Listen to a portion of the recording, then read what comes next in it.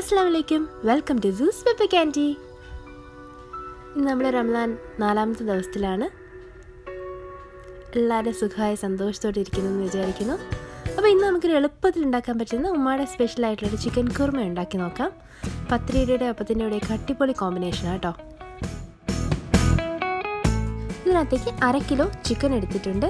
അതിലേക്ക് കുറച്ച് മുളക് പൊടി, കുറച്ച് മല്ലിപ്പൊടി, കുറച്ച് മഞ്ഞൾപ്പൊടി, ഒരൽപ്പം കുരുമുളക് പൊടി, ഗരം മസാല, പിന്നെ ഒരു 1/4 കപ്പെങ്കിലും തൈര് ഒഴിക്കണം. എൻ്റെ തൈര് കുറവായിരുന്നു. 1/4 കപ്പ് മുതൽ 1/2 കപ്പ് വരെ തൈരിൻ്റെ പുളി അനുസരിച്ച് ചേർക്കുക കേട്ടോ. ഇത്തിരി പുളി കുറവുള്ള തൈരാണെങ്കിൽ 1/2 കപ്പ് വരെയും ചേർക്കാം. ആവശ്യത്തിന് ഉപ്പും കൂടെ ചേർത്തിട്ട് ഒരു അരമണിക്കൂർ നമുക്ക് മസാല പിടിക്കാൻ മാറ്റി വയ്ക്കാം.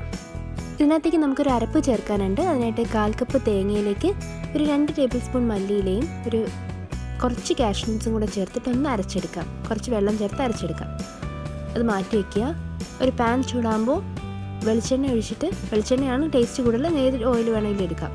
വെളിച്ചെണ്ണ ഒഴിക്കുക. അതിനകത്തേക്ക് ഇഞ്ചി വെളുത്തുള്ളി പേസ്റ്റ് ഉണ്ടെങ്കിൽ അത് ചേർക്കുക, അല്ലെങ്കിൽ ക്രഷ്ഡോ ചോപ്ഡോ ആയിട്ടുള്ളത് ചേർത്താലും മതി. അതൊന്ന് നന്നായി ഫ്രൈ ചെയ്ത് വരുമ്പോൾ അതിനകത്തേക്ക് നമുക്ക് ഒരു സവോള ചെറുതായിട്ട് അരിഞ്ഞത് ചേർത്ത് കൊടുക്കാം. അതൊന്ന് വഴറ്റി വരിക. ഒരുപാട് ബ്രൗൺ കളറൊന്നും ആവണ്ട കേട്ടോ. ചെറുതായിട്ടൊന്ന് ഫ്രൈ ചെയ്ത് വരുമ്പോൾ നമുക്ക് മാരിനേറ്റ് ചെയ്ത് വെച്ചിരിക്കുന്ന ചിക്കൻ പീസസ് ഇട്ട് കൊടുക്കാം. അപ്പോൾ ഈ ഒരു കറിക്ക് ഞാൻ മുൻപ് പറഞ്ഞിരുന്നു, തൈരാണ് മെയിൻ ഇൻഗ്രീഡിയൻറ്റ്. അതായത് തൈരാണ് ഇതിനകത്ത് പുളി കൊടുക്കുന്നത്.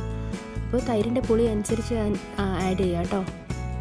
ഇനി ഇതൊന്ന് അടച്ചു വെച്ച് കുക്ക് ചെയ്യാം. വേണമെങ്കിൽ ഒരു 1/4 കപ്പ് ചൂടുവെള്ളം ഒഴിച്ചു കൊടുക്കാം. എന്നിട്ട് ചിക്കൻ നന്നായി കുക്ക് ചെയ്തെടുക്കാം.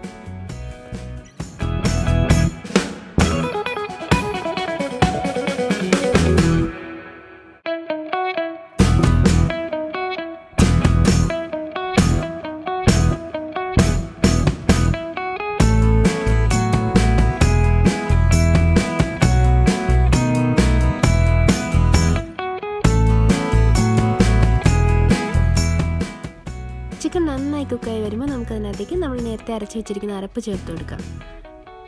എന്നിട്ടൊന്ന് ഇളക്കി കൊടുക്കുക, ഒന്ന് തിളപ്പിച്ചെടുക്കുക.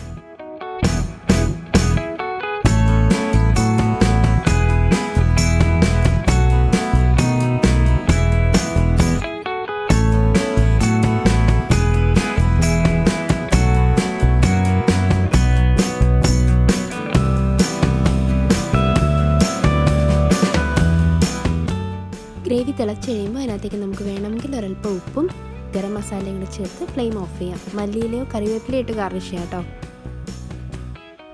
ഇനി നമ്മൾ തണുത്തിട്ടാണ് സെർവ് ചെയ്യുന്നതെങ്കിൽ ഇത് കുറുകി പോകാൻ ചാൻസ് ഉണ്ട്. അങ്ങനെയാണെങ്കിൽ ഒരൽപ്പം ചൂടുവെള്ളം ഒഴിച്ച് നിങ്ങളുടെ കൺസിസ്റ്റൻസിയിലാക്കി എടുക്കുക കേട്ടോ. അപ്പോൾ ഉമ്മയുടെ സ്പെഷ്യലായിട്ടുള്ള ഈസി ചിക്കൻ കുർമ ഇവിടെ റെഡി ആയിട്ടുണ്ട്. അരിപ്പത്തിരിയുടെ കൂടെ ഇടിയപ്പത്തിൻ്റെ കൂടെയൊക്കെ അരിയുടെ പലഹാരങ്ങളുടെ കൂടെയൊക്കെ നല്ല സൂപ്പർ കോമ്പിനേഷനാണ് കേട്ടോ. ട്രൈ ചെയ്ത് നോക്കുക, നിങ്ങൾക്ക് ഇഷ്ടപ്പെടും.